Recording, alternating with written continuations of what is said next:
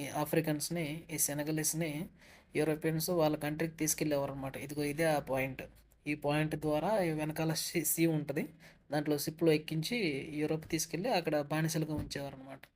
అంటే ఇక్కడ కొంతమంది ఆఫ్రికన్స్ మిగతా వాళ్ళని డబ్బులకి సేల్ చేసేవారు. ఇది అది.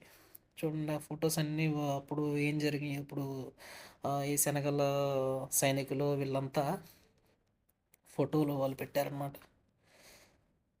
ఇది ఇదంతా చూసాం ఇదంతా. ఇది ఇందాక ఫస్ట్‌లో చూసారు కదా స్టాచ్యూ.